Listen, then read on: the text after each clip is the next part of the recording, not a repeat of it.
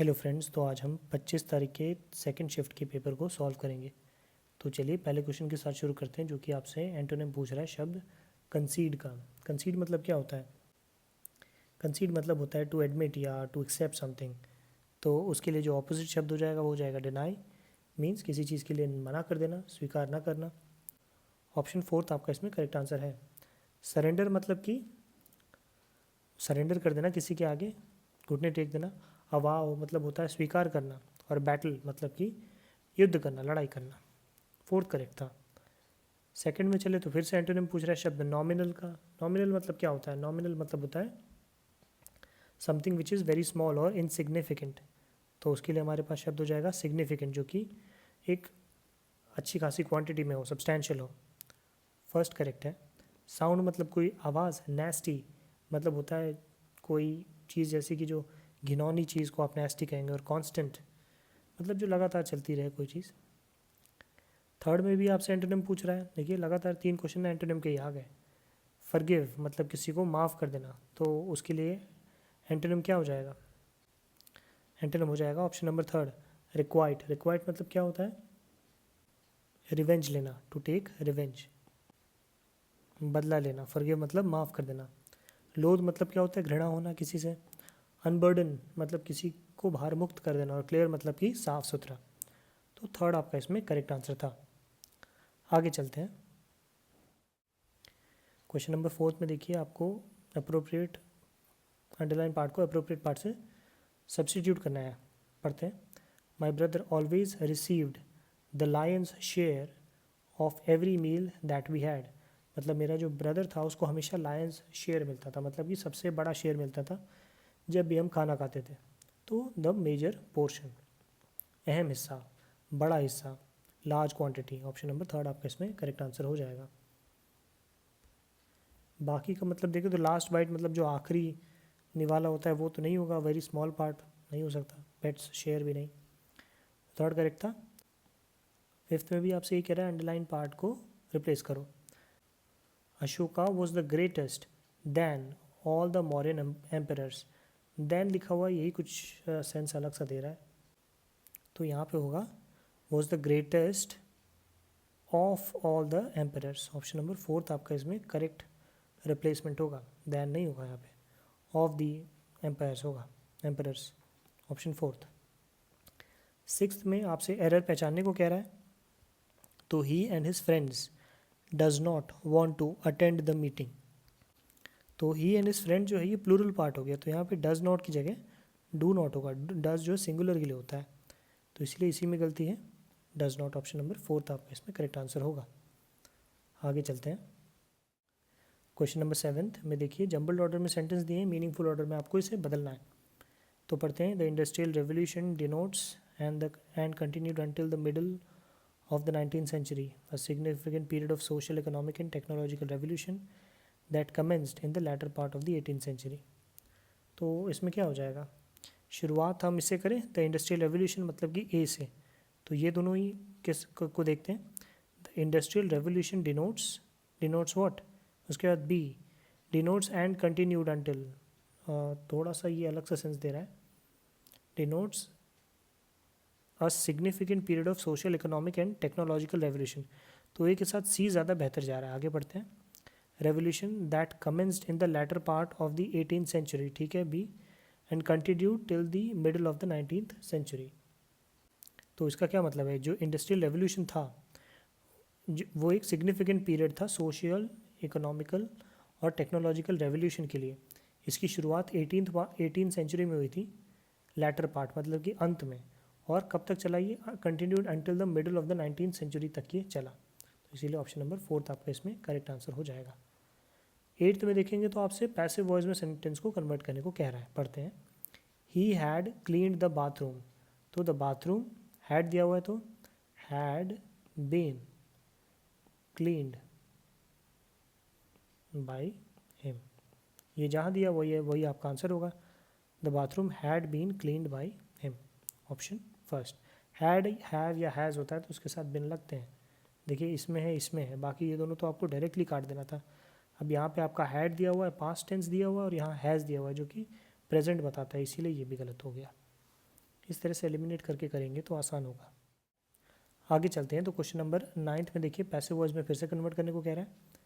पढ़ते हैं। Why didn't she bring her son to my house, मतलब उन्होंने अपने बेटे को मेरे घर पे क्यों नहीं लाई। तो इसके लिए क्या हो जाएगा आपका करेक्ट आंसर।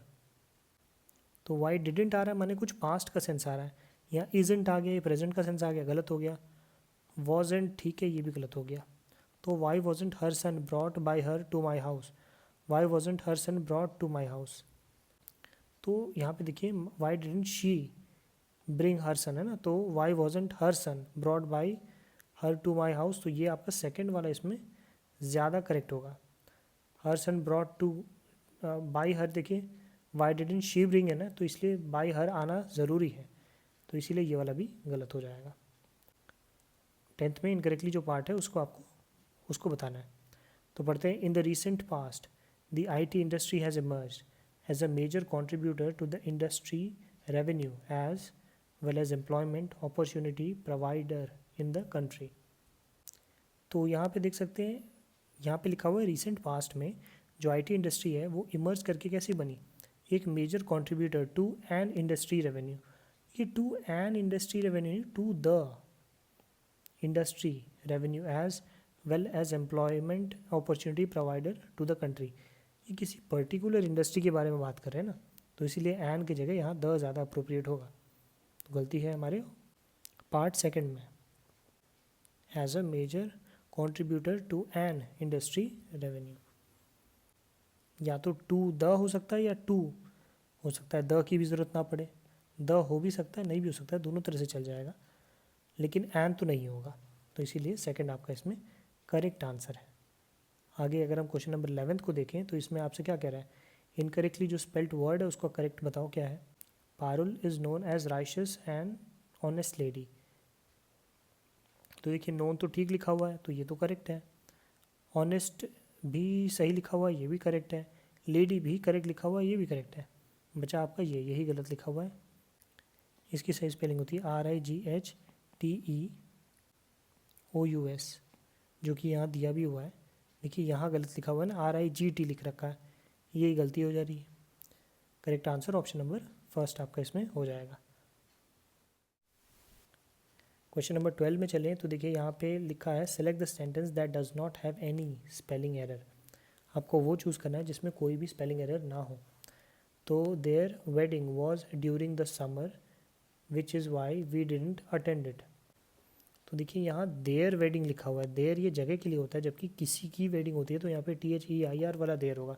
उनकी वेडिंग जो थी वो समर में थी, which is why we didn't, इसीलिए हमने उसे अटेंड नहीं किया। अगले में चले तो she is very particular about pronunciation in her classes. तो देख सकते हैं यहाँ पे लिखा हुआ है वो बहुत ही पर्टिकुलर है प्रोनाउंसिएशन के बारे में अपनी क्लास में।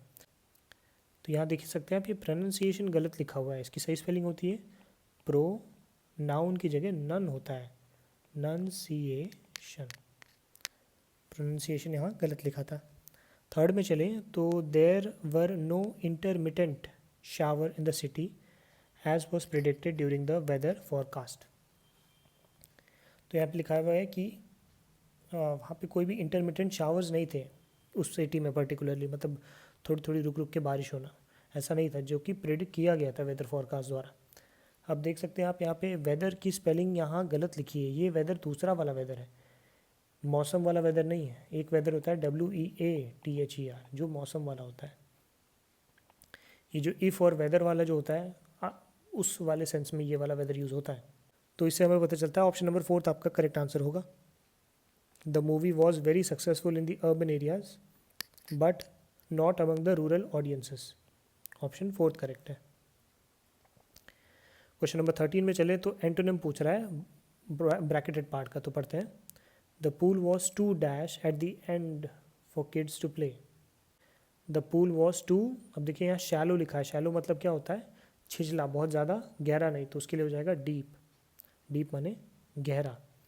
That pool was too deep at this end for kids to play, जो पूल था वो इस कोने पे बहुत ज़्यादा गहरा था तो किड्स के खेलने योग्य नहीं था, तो थर्ड करेक्ट हो जाएगा। आगे चले 14th में तो लिखा हुआ है सिनोनिम बताओ ब्रैकेटेड पार्ट का, patience. He said that he lacks the dash to stand in a queue, lacks the patience या लैक्स द एंड्योरेंस, एंड्योरेंस मतलब भी पेशेंस ही होता है कि आप एंड्योर कर सको चीज़ों को। तो ऑप्शन नंबर फर्स्ट आपका इसमें करेक्ट आंसर होगा। एलिगेंस मतलब क्या होता है, आप कितने शिष्ट नज़र आते हैं। रेलेवेंस मतलब कि संबंधित किसी चीज़ से, और एक्सेप्टेंस मतलब कि स्वीकार कर लेना। तो फर्स्ट आपका इसमें करेक्ट आंसर था। 15th में अगर आप चलें तो देखिए ये वन वर्ड को सब्सटीट्यूट करने को कह रहा है, पढ़ते हैं। One who Yeats human flesh, वो जो कि इंसानों का ही मांस खाए उसे हम कहते हैं कैनिबल। ऑप्शन नंबर सेकंड आपका इसमें करेक्ट आंसर है। बाकी अगर आप हर्बीवोर्स का देखें तो ये होते हैं शाकाहारी। स्कैवेंजर्स मतलब जो साफ करने वाले जो जीव होते हैं, जो सड़े गले चीज़ों को खा जाते हैं। और ओमनीवोरस मतलब जो शाकाहारी और मांसाहारी दोनों होते हैं, जैसे कि बेयर, जैसे कि ह्यूमंस। तो सेकंड करेक्ट था। आगे चलते हैं। तो अगले पार्ट में देखें तो क्वेश्चन नंबर 16 में जंबल्ड ऑर्डर में सेंटेंस दिया है, मीनिंगफुल ऑर्डर में बदलना है। ये वाला इजी वाला है, एक बड़ा आता है एक छोटा आता है। For a exercise daily one must good body, तो यहाँ फॉर अ गुड बॉडी तो शुरुआत है ही नहीं, तो आर से शुरुआत के देखते हैं। One must exercise daily for a good body, तो ये सही हो जाएगा। क्वेश्चन ऑप्शन नंबर फर्स्ट आपका इसमें करेक्ट आंसर होगा। आपको डेली एक्सरसाइज करना चाहिए अच्छा कसा हुआ शरीर बनाने के लिए। 17th में देखिए तो ब्रैकेटेड पार्ट को रिप्लेस करने को कह रहा है। तो I said I dash understand, I don't understand, तो आई डिडंट अंडरस्टैंड होगा। Option number second. Question number 18 में देखें तो एंटोनिम पूछ रहा है शब्द बोम्बास्टिक का। बोम्बास्टिक मतलब क्या होता है? बोम्बास्टिक मतलब होता है जो थोड़ा सा आवाज़ में ऊंचा हो सकता है उसके शब्द का कोई मतलब ना हो लेकिन आवाज़ में काफ़ी ऊंचा हो। बोम्बास्टिक उसके लिए हो जाएगा, मतलब कि कॉम्प्लिकेटेड सी चीज़ें बोले, तो उसके लिए हमारे पास शब्द हो जाएगा सिंपल। ऑप्शन फर्स्ट आपका इसमें करेक्ट आंसर हो जाएगा। एलिवेटेड मतलब होता है थोड़ा सा उठा हुआ। पैस्टरल मतलब होता है ग्रामीण या चरने वाली जो जगह होती है। और विकेड मतलब होता है आपका दुष्ट। तो फर्स्ट करेक्ट था। आगे चले तो क्वेश्चन नंबर 19 में देखिए अंडरलाइन पार्ट को फिर आपको रिप्लेस करना है, पढ़ते हैं। We all have to pull our socks up for the upcoming board exams if you want to get outstanding grades, मतलब हम सबको अपने सॉक्स पुल करने पड़ेंगे। मतलब कि ईडीएम का मतलब पूछ रहा है वर्क हार्डर देन बिफोर, पहले से ज़्यादा मेहनत करनी पड़ेगी जिससे कि आप अपने बोर्ड एग्जाम्स में ग्रेड्स को अपग्रेड कर सकें, बहुत अच्छे आउटस्टैंडिंग रिजल्ट ला सके। ऑप्शन नंबर फोर्थ आपका इसमें करेक्ट आंसर हो जाएगा। और क्वेश्चन नंबर 20 में देखें तो फिर से वही अंडरलाइन पार्ट को सब्सटीट्यूट करना है। The ship launched out on a journey by water और सी ऑफ डिस्कवरी, मतलब ये वो पूछ रहा है मतलब कोई वैसी जर्नी जो आपको पानी या नदियों या समुद्र के रास्ते से हो किसी चीज़ को खोजने के लिए, तो उसे आप क्या कहते हैं? उसे आप कहते हैं वॉयेज। Option number fourth. बाकी का मतलब देखें तो वेसरो का मतलब क्या होता है? वेसरो का मतलब होता है मतलब विपरीत चीज़, मतलब कि आपका जो पेज का उल्टा पार्ट होता है। रेंडिसविस का मतलब होता है मिलन स्थल जहाँ पे लोग मिलते हैं। और वेस्पर्स का क्या मतलब होता है? क्षमा प्रार्थना। फोर्थ आपका इसमें करेक्ट आंसर था। तो अब चलते हैं हम पैसेज में, तो चलिए पढ़ते हैं। थोड़ा ऊपर कर देता हूँ मैं। यहाँ लिखा है we naturally seek the company of those whose dash are the same as ours, हम नेचुरली उस तरह के लोगों की कंपनी चाहते हैं जो हमारे जैसे होते हैं ना। दोज हु टेस्ट मतलब यहाँ पे एक जैसा जो विचार है वो मिलना हुआ। Taste are the same as ours, हम उन्हीं लोग के साथ रहना पसंद करते हैं जिनके हमारे साथ विचार मिलते हैं। एपैथी का क्या मतलब हो गया? एपैथी का मतलब हो गया उदासीनता। ऑर्गेनाइजेशन मतलब किस तरह की संस्था, और इंस्टीट्यूट्स मतलब कि भी संस्थाएं। तो फर्स्ट आपका इसमें करेक्ट आंसर हो जाएगा। आगे चले तो लिखा है fools do not like the dash of wise man, fools do not like the what? The culture, the serious, the antagonist, the company. Fools जो है वो वाइज मैन की कंपनी पसंद नहीं करते हैं। तो फर्स्ट करेक्ट हो जाएगा। कल्चर सीरियस पता ही है, एंटागोनिस्ट मतलब होता है विरोधी, तो फर्स्ट करेक्ट हो गया। आगे चले एंड वाइज मैन अवॉइड्स फूल्स, मतलब कि फूल्स जो है वो वाइज मैन की कंपनी पसंद नहीं करते और वाइज मैन भी फूल को अवॉइड करते हैं। आगे पढ़ें तो लिखा हुआ है serious minded people do not find much in common with dash folks and vice versa. तो जो सीरियस माइंडेड पर्सन होते हैं वो क्या नहीं फाइंड कर पाते, do not find much in common with frivolous. यहाँ पे देखिए शब्द फ्रिवलस करेक्ट हो जाएगा। फ्रिवलस मतलब क्या होता है, मजाकिया किस्म का पर्सन, जो तुच्छ हो उसे आप कह सकते हैं। थर्ड मतलब ना सीरियस लोग, जो मजाकिया किस्म के लोग होते हैं, जो ज़्यादा सीरियस नहीं होते हैं, उनके साथ रहना पसंद करते हैं, और जो सीरियस जो ज़्यादा नहीं होते हैं वो बहुत सीरियस लोगों के साथ रहना पसंद नहीं करते। सॉलम मतलब भी यहाँ पे देखिए गंभीर होता है, लेकिन यहाँ ये तो इसका सिनोनिम हो गया। थॉटफुल मतलब जो बहुत विचार करके चीज़ें करता हूँ। ग्रेव मतलब भी कुछ something which is serious. Frivolous ही आपका यहाँ पे कॉमिकल शब्द आ रहा है, तो थर्ड करेक्ट था। थोड़ा ऊपर कर देता हूँ मैं। Sinners feel uncomfortable with dash and do not seek their company. तो लिखा हुआ है सिनर्स मतलब जो कि पाप करते हैं वो अनकंफर्टेबल फील करते हैं किनके साथ, विथ सेंट्स। सिनर मतलब कि जो पाप करे, सेंट मतलब कि जो संत हो, जो पाप करने से बचे या जो ईश्वर के पाथ पे चल दिया हो। तो ऑप्शन नंबर फोर्थ यहाँ करेक्ट हो जाएगा। राउडी मतलब क्या होता है, जो उपद्रवी होता है। नैव मतलब भी धोखेबाज कोई, और कॉमनर्स मतलब जो साधारण लोग हो। तो इसमें वो तीनों ही ना होके ऑप्शन नंबर फोर्थ आपका इसमें करेक्ट आंसर होगा। थोड़ा ऊपर कर लेता हूँ मैं ताकि आपको लास्ट वाला ऑप्शन भी दिखाई दे। और लास्ट लिखा हुआ है we can therefore as a rule जज a man's dash by the company he keeps. तो हम आखिरकार हम ये चीज़ जज कर सकते हैं कि मतलब एक मैन को किस तरह जज कर सकते हैं, उसके जिस तरह की उसकी कंपनी होती है। बाय द जज मैन्स मतलब हम एक मैन के कैरेक्टर को कैसे जज कर सकते हैं, उसकी जिस तरह की कंपनी होती है उसे देखते हुए हम उसके भी कैरेक्टर को जान सकते हैं। मतलब अगर आपको आपके खुद के बारे में जानना हो तो आप अपने फ्रेंड्स को देखिए, आपको समझ में आ जाएगा आप भी उन्हीं की तरह, इसीलिए वो आपके फ्रेंड्स हैं। तो ऑप्शन नंबर फोर्थ आपका इसमें करेक्ट आंसर हुआ। उम्मीद करता हूँ ये वीडियो भी बाकी वीडियोज़ की तरह हेल्पफुल रहा होगा। बाकी जल्दी ये सीरीज़ ख़त्म हो जाएगी। वीडियो के साथ अंत तक बने रहने के लिए बहुत बहुत धन्यवाद।